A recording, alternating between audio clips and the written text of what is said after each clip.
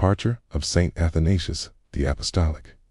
The 20th Pope of Alexandria, on this day of the year 89 AM, the great Pope St Athanasius the Apostolic. The 20th Pope of Alexandria departed. He was born to pagan parents about the year 295-298.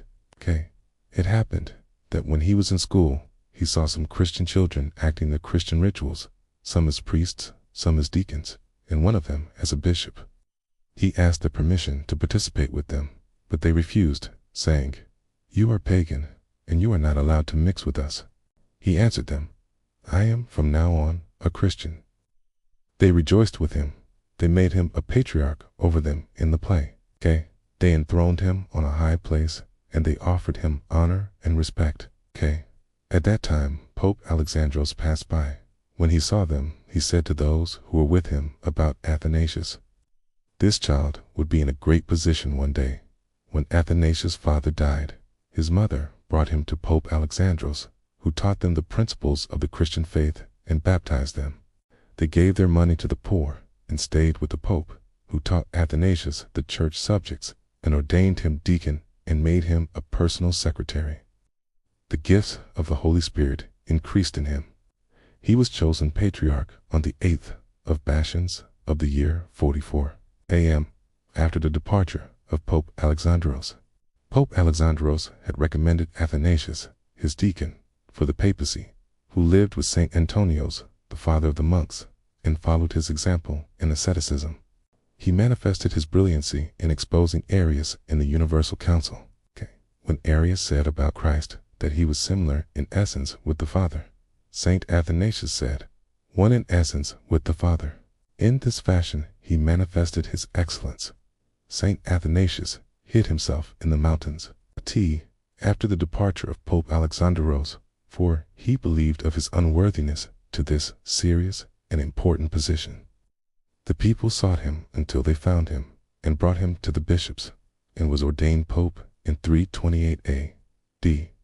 The historian Socrates testified about him, saying, "Athanasius' fluency in speech and his outspokenness in the Council of Nicaea brought over him all the hardships that he encountered in his life. After he became a pope, he ordained for Ethiopia its first metropolitan, whose name was Amba Salama. The Church of Ethiopia have followed the Church of Alexandria since that time. The spiritual and religious state in Ethiopia had established and settled since that time. St Athanasius was exiled away from his chair 5 times. 1. The first exile. Arius, after he had been excommunicated, tried to return to Alexandria by sending a misleading and flattering letter to Emperor Constantine, which touched him. The emperor asked Pope Athanasius to take him back. Athanasius refused to accept him because that would be a contradiction to the decision of the Universal Council. The Arians accused Pope Athanasius with these charges. 1. That he supported Pope Philomenes, who rebelled against the government. 2. That he broke the communion cup of the priestess Gira and destroyed his altar. 3. That he killed Bishop Arsenius and used his arms in sorcery. 4. That he also raped a nun. The Pope cleared himself from the first charge. A council was assembled in Tyre. Most of the attendants were Arians, were against Athanasius to look into these charges. In the second charge, the Lord moved the priestess Gira's heart, who had conspired with them to testify falsely against him, and he cleared the Pope from that charge. With regard of the third charge, Arsenius, the bishop, who had agreed with them to accuse the Pope falsely for his murder, came to the council. Pope Athanasius kept him in an adjacent room. The Arians brought 2 arms of a dead person and claimed that they were the arms of Arsenius. Then Arsenius was brought in and showed his arms to the council and declared his regrets. Arians said that Athanasius was a sorcerer, and he was able to make arms for him. Became violent against Arsenius, who left the council and went to the emperor. Then they looked in the matter of the rape. They brought a harlot who claimed that Athanasius raped her. One of the entourage of Pope Athanasius, a priest called Timothy, said to her, "How dare you to say that I came to your house and overpowered your will?" She thought that the priest was Athanasius, for she did not know him. And she said, "You are." At once the false claim was exposed. Athanasius could not meet the emperor because of the interferences of the Arians, who accused him before the emperor that he prevented the export of the wheat from Alexandria to the emperor.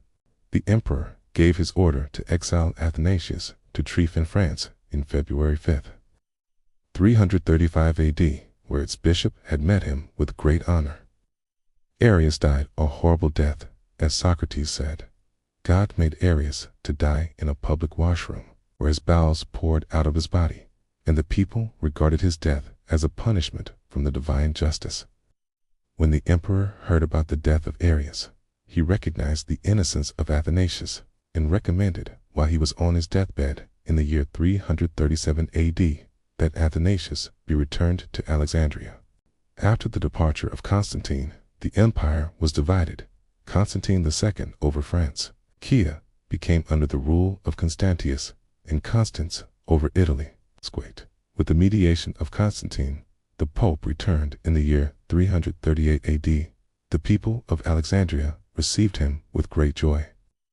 2. The second exile.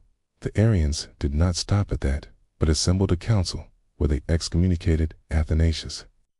They appointed instead someone called Gregory, and they sent their decision to Julius, Bishop of Rome. Pope Athanasius assembled a council in Alexandria in 340 AD, where he protested against the Arians. Then he wrote a letter to all the churches to declare his innocence. However, the Arians influenced Philogorius to help to install their appointed patriarch Gregory to take over the churches of Alexandria. And they also influenced Emperor Constantius. The people of Alexandria were horrified and decided to resist, but the Arians attacked the churches in Alexandria on Good Friday, raped and slain many worshippers. Pope Athanasius sought the help of all the churches in the world, left his chair, and traveled to Rome. A council was assembled in Sardica, where they declared A. the innocence of Pope Athanasius, B. confirmed the canons, Cade, and the creed of faith of the Council of Nicaea, C. they excommunicated the Arian bishops, D. deposed Gregory from his office. They delegated 2 bishops to meet Emperor Constans, the ruler of Italy, who agreed on what the council had decided, and threatened his brother Emperor Constantius with war if he did not return Athanasius to Alexandria. At the same time, some Egyptian radicals rose up and killed Gregory in 349 AD. Athanasius returned for the second time to his chair, and the people received him with joy. Gregory, the theologian, the writer of the liturgy, described this reception saying, "The people came as the flood of the Nile," and he also pointed out to the palm branches, the carpets, and the many clapping hands. 3. The third exile. The Arians did not like the return of Athanasius to Alexandria and waited, unwillingly, until the death of Emperor Constans. The Arians accused Athanasius before Constantius that he collaborated with Magnutius, who was the enemy of the emperor. Constantius obtained a condemnation of Athanasius and his exile from a council assembled at Arles and another one at Milan. The soldiers went to the church of St. Mary, which was built by Pope Theonas. Athanasius was praying the Vesper service. The soldiers rushed inside the church to arrest him, but God blinded them from recognizing him from the rest of the people, and the lamps were extinguished. Athanasius escaped and went to the desert and remained for some time with the monks. The Arians appointed George of Cappadocia bishop on Alexandria, but the Orthodox refused to accept him and anathematized him. He took over all the churches and its properties. Nevertheless, the pagans whom he persecuted killed him and burnt his body. 4. The fourth exile. After the death of Constantius, Julian, his cousin, became emperor. He wanted to rally the people of Alexandria, so he returned Athanasius. Athanasius assembled the council in 362 AD and provided conditions for the acceptance of the Arians that wished to return to the church. He also gave a special attention to the preaching among the pagans. This was not appreciated by Emperor Julian, who loved and supported the pagans. He ordered the arrest of Athanasius. Athanasius went out of Alexandria and took a boat to Upper Egypt. The governor followed him in another boat, and when he approached the boat of Athanasius, he asked about the boat of the Pope. They said to him that he was not too far away. The governor went on his way in a hurry, but he did not find Athanasius, for he hid himself in another place. Those around the Pope were greatly saddened because of the much tribulations that befell him. Athanasius told them that in times of persecution he felt great inner peace, and that God took care of him and embraced him with his grace more than any other time in his life. He also said, "The persecution of Emperor Julian is like a summer cloud that will go away." While they were in these conversations, the news came to them that Julian was killed in his war with the Persians, and that he was killed by St Mercurius, and that he said just before his death, "You have overcome me, O you son of Mary." 5. The fifth exile. Jovian became emperor after Julian had been killed. Then Valens became emperor, and he was Arian. In 367 AD, Valens ordered the exile of Athanasius again. Athanasius was forced to leave Alexandria and hid in the tomb of his father. Meanwhile, the emperor killed 30 bishops who were pro-Athanasius. The emperor saw the determination of the Copts. He decided to lift the persecution and to return Athanasius to his chair in 368 AD. Although Athanasius reached the age of 72, he did not compromise in performing his duties. For his steadfastness and his firm stand for justice, the world described him by the saying, "Athanasius against the world." He wrote several books about the Arians, on the Incarnation, and other subjects. Cosma praised these publications by saying, "I ask anyone who would find the books of Athanasius to write them on paper, and for those who could not find paper, to write them on their clothes." Athanasius was the first pope to wear the monastic tunic from the hand of St Athanathios. He made it the uniform for bishops and patriarchs.